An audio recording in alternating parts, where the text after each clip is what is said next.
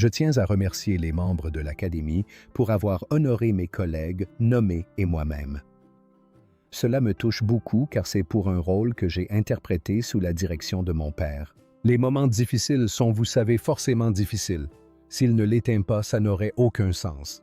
Anjelica Huston est restée silencieuse pendant des décennies au sujet de sa relation de 17 ans avec Jack Nicholson. Tout le monde savait qu'il l'avait trompée, mais personne ne connaissait la vérité.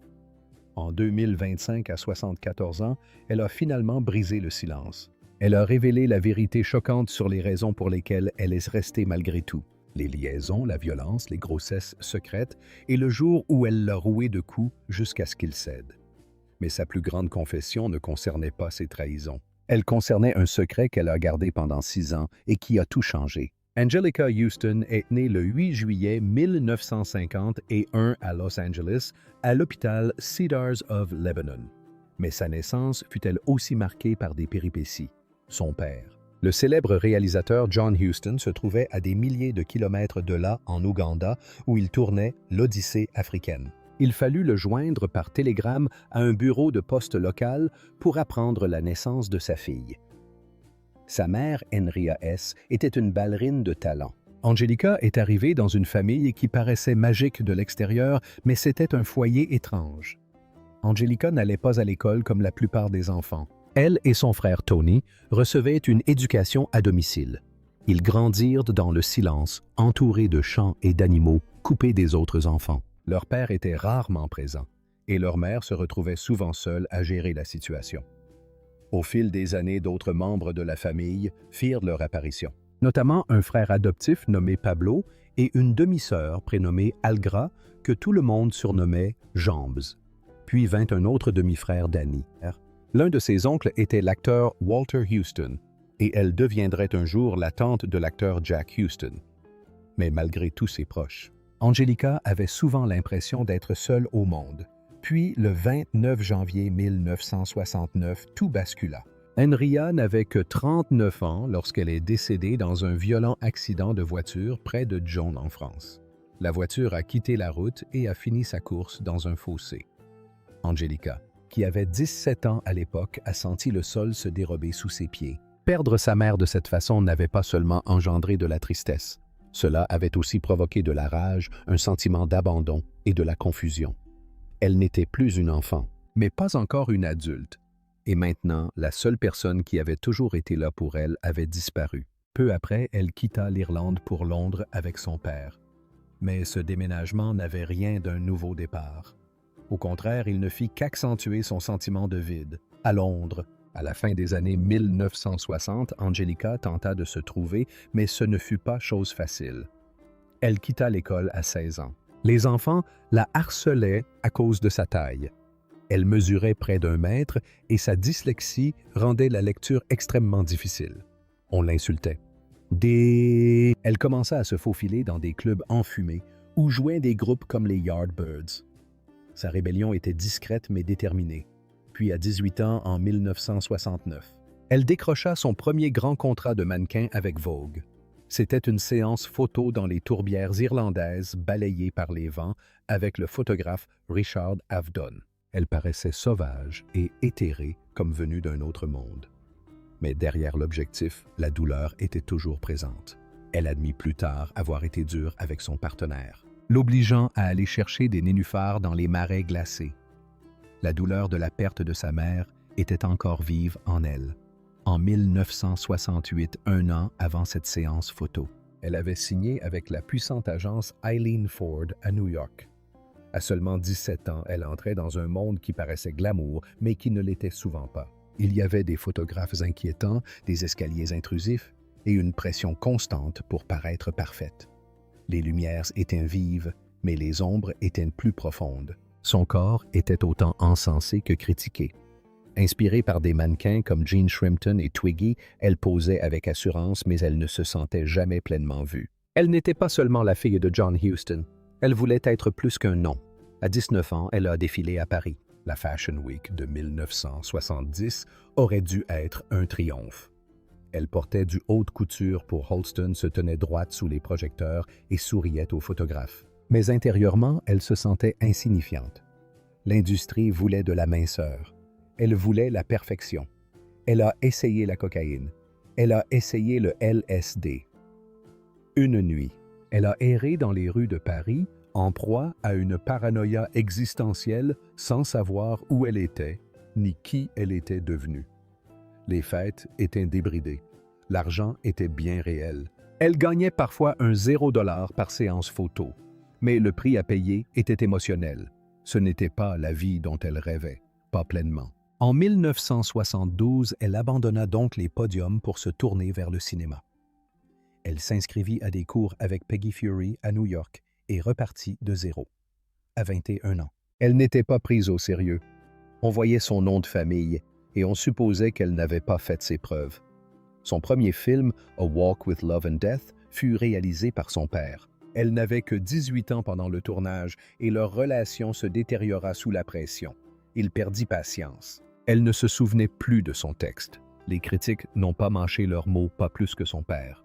Il préférait son frère Tony, ce qu'il admettra plus tard sur son lit de mort en 1987. Cette vérité, révélée si tard, ne fit qu'exacerber de vieilles blessures. Depuis 1963, date à laquelle John l'avait convoqué ainsi que Tony. À Rome, pour le tournage de la Bible, elle savait qu'il existait un autre demi-frère nommé Danny. Ce souvenir resta vivace pendant des années. C'était un signe de plus de la façon dont l'amour au sein de leur famille semblait toujours partagé. En 1975, elle apparut dans L'homme qui voulut être roi. Ce film grandiose au budget colossal, 8 millions de dollars à l'époque, soit environ 45 millions aujourd'hui, comportait des scènes tournées dans les rues de montagne de l'Atlas marocain. Pourtant, elle n'apparaissait qu'à l'écran pendant 2 minutes. Sur le plateau, Sean Connery se disputa avec John Huston. Des tempêtes retardèrent le tournage et Angelica se sentit invisible. Michael Caine lui avait un jour dit que son accent était incompréhensible. Elle pleurait tous les soirs. Bien que le film ait reçu 4 nominations aux Oscars en 1976, elle avait le sentiment que le métier d'actrice ne valait pas la peine de souffrir autant. En 1976, elle décrocha un rôle principal dans Swashbuckler. Le tournage fut chaotique. Un acteur, Robert Shaw, fut blessé par une épée et dut recevoir des pointes de suture. Le film tourné au Mexique avec un budget de 5 millions de dollars n'en rapporta que 2 millions. Les critiques furent impitoyables. Elle fut une fois de plus accusée d'être un produit du népotisme. Au fond d'elle, elle avait envie d'abandonner. Dehors, elle souriait aux photographes. Puis vint 1977. Cette année-là, elle se retrouva chez Jack Nicholson lors d'un épisode cauchemardesque de l'histoire d'Hollywood. Le réalisateur Roman Polanski était censé être là pour une séance photo avec une jeune fille nommée Samantha Gimmer. Mais cette nuit-là, Polanski la drogua et l'agressa. Angelica arriva plus tard et ne remarqua rien d'évident, mais elle écrivit par la suite qu'elle avait un mauvais pressentiment. Elle témoigna au tribunal et emporta le poids. Polanski a fui le pays début 1978, quelques semaines seulement avant son procès. Angelica a déclaré que toute cette épreuve l'avait profondément marquée. En 1976, elle a également joué dans Le Dernier Nabab, adaptation du roman de F. Scott Fitzgerald. Ce rôle aurait dû être un tournant dans sa carrière. Mais en coulisses, tout a dégénéré. Elle s'est heurtée à Robert De Niro. Il a exigé des réécritures et une dispute a éclaté. Elle a quitté le plateau et n'y est pas revenue pendant 2 jours. Le réalisateur Elliot Kazan a été victime d'une crise cardiaque pendant le tournage, ce qui a entraîné des retards. Le film fut un échec. Il rapporta 1 million de dollars pour un budget de 7 millions. Elle songea à nouveau à tout abandonner. Et en 1981, elle accepta un petit rôle dans Le facteur sonne toujours 2 fois, aux côtés de Jack Nicholson et Jessica Lange. Cette fois, la caméra capta quelque chose de magnétique. Mais hors caméra, la situation se dégradait. Nicholson avait encore triché. Du temps avec Lange. Angelica était avec lui depuis 1973. Cette trahison était la goutte d'eau qui a fait déborder le vase. En 1980, il a avoué avoir mis une autre femme enceinte. Elle l'a violemment frappé. Les tabloïds se sont délectés de l'affaire. Le film, cependant, a rapporté 44 millions de dollars et lui a valu quelques éloges. En 1985, Angelica Houston a incarné une tueuse à gages froide et rusée nommée Marrose Pritzi dans L'honneur de Pretty, une comédie noire réalisée par son propre père, John Huston. Son interprétation était incisive et dangereuse, mêlant avec justesse, humour et menace. Le 24 mars 1986, lors de la 58e cérémonie des Oscars, elle a remporté l'Oscar de la meilleure actrice dans un second rôle. Ce fut un moment historique non seulement pour elle, mais pour toute sa famille. Son grand-père, Walter Huston, avait remporté un Oscar en 1949, tout comme son père, faisant d'elle la troisième personne à recevoir cette précieuse statuette. Mais ce que la plupart des gens ignoraient, c'était ce qui s'était passé en coulisses. Pendant le tournage, son père, déjà très malade et sous assistance respiratoire, la poussait énormément. Il l'a obligée à refaire une scène de baiser passionné avec Jack Nicholson 20 fois en une seule journée et a qualifié sa prestation de médiocre devant toute l'équipe. Elle a confié plus tard avoir vécu une véritable torture émotionnelle. Leur duo père-fille James Bond avait toujours été fragile et ce film avait ravivé de vieilles blessures, même après son Oscar. La douleur la hantait. 2 ans plus tard, en 1987, Angelica a de nouveau travaillé avec son père sur ce qui allait devenir son dernier film, The Dead. À cette époque, sa santé s'était dégradée. Cloué dans un fauteuil roulant, il dut diriger certaines scènes depuis son lit grâce à un interphone. Le tournage eut lieu de janvier à avril et il décéda le 28 août de la même année. Angelica y livra un monologue poignant et empreint de retenue incarnant une femme se souvenant d'un amour perdu. Les critiques saluèrent cette performance comme l'une de ses plus émouvantes, mais le tournage fut une véritable épreuve. Son père s'effondra à plusieurs reprises. Elle aussi était malade, atteinte du virus d'Epstein-Barr, mais tous deux persévérèrent. Le film fut nommé 2 fois aux Oscars. Pour elle, c'était bien plus qu'un rôle, c'était un adieu. En 1986, lors du tournage de Gardens of Stone, un autre drame survint. Pendant une scène de bataille censée représenter la guerre du Vietnam, l'explosion d'un accessoire tourna mal. Un membre de l'équipe David Ball fut grièvement blessé, souffrant de brûlures et de blessures par éclat d'obus. Angelica était présente lors de l'accident. Elle a déclaré plus tard que cela avait ébranlé sa confiance dans la sécurité des plateaux de tournage. L'OSHA a infligé une amende au studio pour infraction. Le film est sorti en mai 1987, mais l'accident a marqué tous ceux qui y ont travaillé. Puis est sorti Crimes et délits en 1989. Dans ce film, elle incarnait une femme trahie par l'homme qu'elle aimait. Mais il ne s'agissait pas simplement de jeu d'acteur. Elle se sentait profondément mal à l'aise pendant le tournage. Le réalisateur Woody Allen n'autorisait aucune répétition et ne laissait passer qu'une seule prise pour les scènes émouvantes. Elle a confié que cela l'avait rendue vulnérable et nerveuse.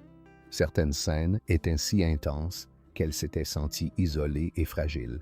Des années plus tard, face aux polémiques qui ont suivi le tournage d'Alan, elle a repensé à cette expérience avec malaise, remettant en question l'ensemble du processus. L'un de ses rôles les plus emblématiques fut celui de Morticia Addams dans La famille Addams en 1991. Mais incarner Morticia n'était pas aussi simple qu'il n'y paraissait. Elle portait un corset métallique si serré qu'il lui donnait des maux de tête et l'empêchait de s'allonger entre les prises. Des projecteurs étaient braqués sur ses yeux à chaque scène, et sa peau était tendue avec du ruban adhésif pour lui donner un aspect inquiétant. À la fin du tournage, épuisée, elle brûla l'intégralité du costume dans un feu de joie. Malgré cela, le film connut un immense succès, rapportant plus de 191 millions de dollars. Elle fut même nommée aux Golden Globes. Elle revint en 1993 pour Les valeurs de la famille Addams. Lors d'une scène, elle brûla une maison de poupées sur scène, une idée qui venait entièrement de elle. Elle y puisait son inspiration dans ses propres frustrations d'enfance lorsqu'elle était obligée de se conformer. En coulisses, le tournage fut interrompu lorsque son partenaire Raúl Julia tomba gravement malade d'un cancer de l'estomac. Il décéda l'année suivante. Le film n'a pas rapporté autant que le premier, mais avec le temps, il est devenu culte. Angelica a dû porter à nouveau le même corset douloureux et supporter les lumières aveuglantes. Mais son interprétation a fait de Morticia une légende. Dans Les sorcières, sortie en 1990, elle s'est métamorphosée en grande sorcière. Cette transformation nécessitait jusqu'à 7 heures de maquillage par jour, suivi de 6 heures pour le démaquillage. Elle portait des prothèses, des griffes, une fausse bosse et un long museau. La lumière était si intense qu'elle a failli s'évanouir pendant le tournage de la scène de la réunion des sorcières. De son côté, l'auteur Roald Dahl était furieux de la fin heureuse du film. Il a même menacé de retirer son nom du générique avant de mourir en novembre 1990. Des années plus tard, le maquillage du remake de 2020 a suscité la controverse en raison de sa représentation des différences de membres, mais la version de Whitney Houston reste la plus emblématique. Dans The Crossing Guard, 1995, elle partageait l'affiche avec Jack Nicholson, son ancien compagnon pendant 17 ans. Leur rupture avait été douloureuse, il l'avait trompée et avait eu un enfant avec une autre femme. Cette souffrance transparaissait à l'écran. Dans une scène, elle le gifla sans prévenir. Elle admit plus tard que sa colère était bien réelle. L'histoire, qui traitait de deuil et de vengeance, faisait écho à leur propre passé douloureux. Malgré un succès commercial mitigé, le film reçut d'excellentes critiques et révéla toute la profondeur du jeu d'Angelica. En 1998, elle a incarné la méchante belle-mère dans À tout jamais, une adaptation de Cendrillon. Lors d'une scène à cheval, elle chuta et se blessa au dos, mais continua. L'histoire offrait une perspective féministe à ce conte de fées, ce qu'Angelica adorait. Son personnage était cruel, mais aussi complexe. Elle déclara plus tard que ce rôle avait permis de montrer que même les méchants peuvent transmettre de dures leçons. Le film rapporta près de 100 millions de dollars et devint un film culte. En 1999, elle passa derrière la caméra pour réaliser et interpréter le rôle principal d'Agnes Brown, une veuve élevant seule ses 7 enfants dans le Dublin de 1967. C'était un projet personnel. Son grand-père était irlandais et le film reflétait des difficultés qu'elle connaissait bien. Malgré des critiques élogieuses, il n'a rapporté que 1 million de dollars. Hollywood ne l'a pas soutenue. Dans des interviews, elle a dénoncé les préjugés dont étaient victimes les réalisatrices. Elle a révélé comment des producteurs masculins doutaient d'elle. Et cette année-là, seulement 7% des grands films étaient réalisés par des femmes. L'histoire d'Agnès était aussi la sienne, marquée par la perte, le courage et le sentiment d'être ignorée. En 2008, elle a prêté sa voix à la Reine Clarion dans le film d'animation Disney Clochette. Elle a enregistré ses dialogues seule en studio pendant de longues heures et s'est inspirée de sa propre mère, une ballerine décédée dans un accident de voiture alors qu'Angelica n'avait que 17 ans, pour insuffler à son personnage une grâce particulière. Ce lien a donné à sa voix une dimension profondément émouvante. Elle est restée fidèle à la série pendant 6 films jusqu'en 2014. Ce fut un tournant surprenant dans sa carrière qui lui a permis de se constituer un nouveau public régulier. Dans Iron Jowed Angels 2004, elle incarnait la suffragette Carrie Chapman Catt. Les tournages en extérieur par un froid glacial étaient si extrêmes qu'Angelica a contracté une pneumonie et a dû être hospitalisée. Malgré tout, elle a tenu bon. Le film, qui montrait des femmes gavées de force pendant des grèves de la faim, a attiré des millions de spectateurs par la suite. Elle a fait don de ses 750 $0 d'honoraires à des associations de défense des droits des femmes. En 2006, elle est apparue dans 5 épisodes de Huff, incarnant une thérapeute autoritaire aux prises avec ses propres démons. À 55 ans, elle a tourné une scène de nu audacieuse sans doublure. Nombreux furent ceux qui s'indignèrent, mais elle affirma qu'il était essentiel de lutter contre l'agisme à Hollywood. L'audience de cet épisode a explosé et les critiques ont salué son courage. Elle a également réalisé le téléfilm de 2005 Riding the Bus with My Sister, mais s'est heurtée aux producteurs qui ont édulcoré l'histoire. Elle a par la suite refusé de promouvoir la version finale, affirmant qu'elle ne lui semblait plus authentique. Malgré cela, le film a attiré 15 millions de téléspectateurs lors de sa première, mais elle a juré de ne plus jamais travailler pour une chaîne de télévision nationale. En 2012, elle a incarné Eileen Rand dans Smash, une série dramatique de NBC qui explore les coulisses de Broadway. Elle a insufflé une véritable passion au rôle, allant jusqu'à improviser des crises de colère inspirées de ses souvenirs de théâtre. Mais les audiences de la série ont chuté et elle a été annulée après 2 saisons.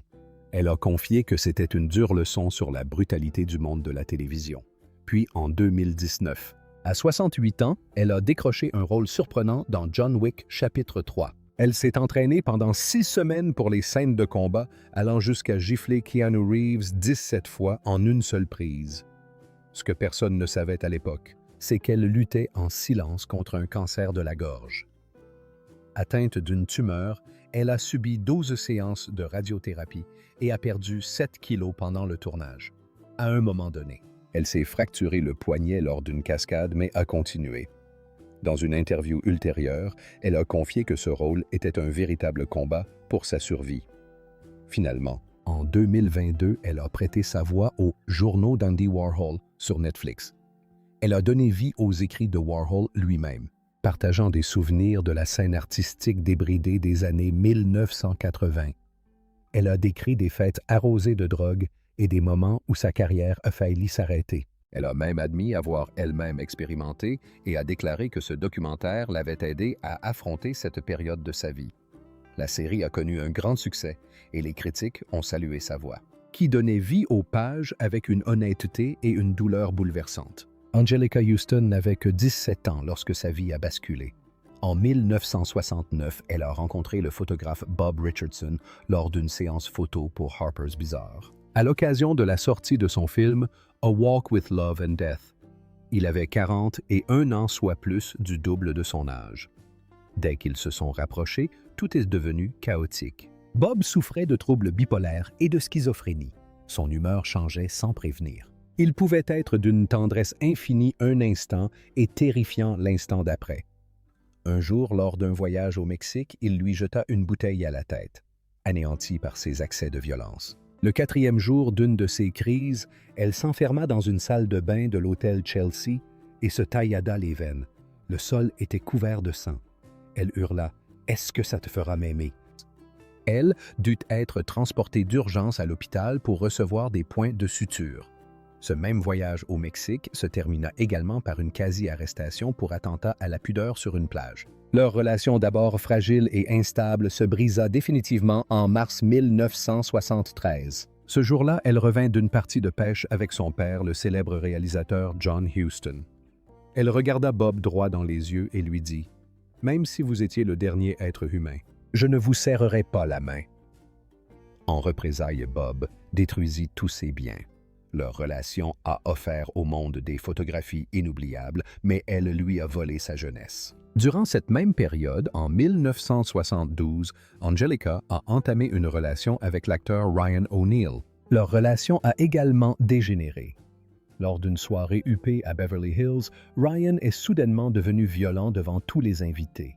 Il l'a attrapé par les cheveux et lui a violemment cogné la tête contre la sienne. Elle a trébuché souffrant et s'est réfugiée dans la salle de bain. Mais il l'a suivie et l'a rouée de coups à la tête avant de partir. Certains affirment qu'elle l'a frappé avec une bouteille de champagne avant que la dispute ne prenne fin. Il a même menacé sa sœur Algra et s'est mise à consommer de la cocaïne ouvertement. Elle a mis fin à leur relation le soir même, mais la douleur de cette nuit-là l'a marquée à jamais. Peu après, elle est retournée vers quelqu'un de plus familier, Jack Nicholson. À ce moment-là, son monde était déjà en ruine. En 1969, sa mère, la ballerine Henrique Soma, est décédée dans un accident de voiture à seulement 39 ans. Anjelica était anéantie. Elle disait avoir l'impression que son cœur s'était réduit en cendres. Elle a essayé une thérapie. Elle tenait un journal. Mais rien ne pouvait remplacer sa mère. Même les fleurs d'amis comme le photographe Dick Avedon la rendaient plus furieuse que réconfortée. Elle admit que l'incident où elle s'était tailladé les poignets avec Bob Richardson n'était pas seulement lié à lui, c'était le poids de son chagrin. Sa mère avait perdu la sienne à 4 ans. À présent, la douleur se répétait. Dans les années qui suivirent, Anjelica se tourna vers le théâtre et la drogue, tentant de survivre. En 1973, après sa rupture avec Bob et sa brève et violente relation avec Ryan, elle commença à se reconstruire petit à petit. Tout bascula à nouveau le 22 avril 1973. Ce soir-là, Jack Nicholson l'invita à sa fête d'anniversaire. Elle avait 21 ans, il en avait 36. Ils dansèrent des heures durant. Ce soir-là, elle ne rentra pas chez elle. Le lendemain matin, il lui offrit une Mercedes décapotable. Mais le conte de fées fut de courte durée. Il annula un rendez-vous peu après, prétextant avoir autre chose à faire. Ce quelque chose s'avéra être une rencontre secrète avec son ex-petite amie Michelle Phillips des Mamas and the Papas. Ce genre de trahison devint une habitude. Nicholson était charmant, mais il ne cachait pas ses infidélités. En 1973, lors d'une pause dans leur relation, Angelica le quitta brièvement pour Ryan O'Neill. Mais après les violences, elle revint auprès de Jack en 1975. En 1977, ils emménagèrent ensemble sur Mulholland Drive.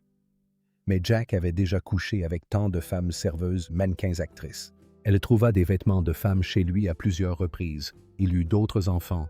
Un jour de 1982, la jeune Gwyneth Paltrow lui confia à voix basse que Nicholson lui faisait peur. Angelica répondit « À juste titre, il me fait peur moi aussi. » À l'approche de Noël, 1980, la situation était devenue critique, ce jour-là. Nicholson lui offrit un bracelet de diamants et de perles.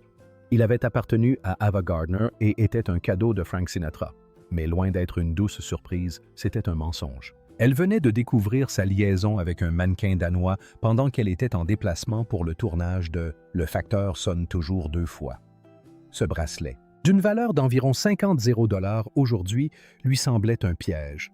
Ils se disputèrent à ce sujet. Elle l'accusa d'avoir parié avec 15 femmes rien que cette année-là. Elle garda le bracelet, mais sa signification ne s'estompa jamais. En 1985, elle remporta un Oscar pour Prize Honor aux côtés de Nicholson. Mais même le succès ne put réparer leurs blessures. La même année, il la demanda en mariage pour la 3e fois. La première fois, c'était en 1975, puis en 1980, et maintenant encore une fois. Mais elle refusa à chaque fois. En 1988, pendant les répétitions de The Grifters, Jack eut une autre liaison. Puis, ce fut le coup de grâce. En décembre 1989, alors qu'il dînait, Jack la regarda et lui annonça que sa nouvelle petite amie, Rebecca Broussard, âgée de 26 ans, était enceinte. Angelica craqua. Elle fit irruption dans son bureau et le roua de coups jusqu'à ce qu'il cède. Il tenta d'en rire plus tard, mais la douleur était bien réelle. Nicholson avait déjà une fille née en 1963. Il allait ensuite en avoir 2 autres Lorraine en 1990 et Ray en 1992. Houston a déménagé le mois suivant, en janvier 1990. Elle avait appris sa grossesse non pas par Jack, mais par un article de Playboy, des années plus tard. Elle a admis que le frapper lui avait fait du bien. C'était la seule fois où elle avait pu se libérer de la douleur accumulée pendant toutes ces années et avec toutes ces femmes. Pourtant, ils étaient restés étrangement proches. Et lorsque des incendies ont ravagé la Californie en 2025, c'est Jack qui l'a appelé en premier, le 7 janvier 2025. Les incendies ont détruit plus de 600 bâtiments à Los Angeles. Houston a dû fuir son ranch de la Sierra Nevada avec ses chiens, ses chats et sa femme de ménage. Sa maison a failli être détruite. L'eau et l'électricité étaient toujours coupées des semaines plus tard. C'est alors que Jack Nicholson, aujourd'hui âgé de 87 ans, lui a proposé de l'héberger. Elle avait 73 ans. Elle a dit que c'était d'une douceur déchirante. Cela lui a rappelé que même après toute cette souffrance, leur lien n'avait jamais vraiment disparu. Aux alentours de février 2025, Angelica fit quelque chose qui choqua tout le monde. Elle révéla enfin pourquoi elle était restée avec Jack pendant 17 ans malgré tout. « Je l'aimais », dit-elle. Elle affirma n'avoir jamais considéré ses infidélités comme une attaque personnelle. C'était sa nature. Elle a appris à se protéger. Elle disait qu'à Hollywood, il fallait être forte. Et même lorsqu'il a eu un enfant avec une autre femme en 1990, elle ne l'a jamais haï. Elle disait que leur amitié comptait toujours. Elle ne l'a jamais poursuivi en justice pour de l'argent, même si ses nombreuses infidélités lui auraient coûté plus de 10 millions de dollars en règlement à l'amiable. Au lieu de cela, elle a utilisé son chagrin d'amour pour créer des rôles marquants. Puis, en avril 2025, un autre secret a été révélé. Angelica a confié avoir été diagnostiquée d'un cancer en 2019, juste avant la sortie de John Wick. Chapitre 3. Parabellum. Elle a gardé le secret pendant 6 ans et aujourd'hui âgée de 73 ans et en rémission depuis 4 ans. Elle a expliqué que la maladie lui avait permis de voir la vie différemment, sans préciser de quel type de cancer il s'agissait. Elle a raconté comment elle l'avait aidé à rire davantage et à moins stresser. Ses médecins lui avaient sauvé la vie. Elle s'est dite fière d'avoir survécu. Et finalement, elle apprenait à vivre pleinement à l'image des roses qu'elle avait plantées en elle.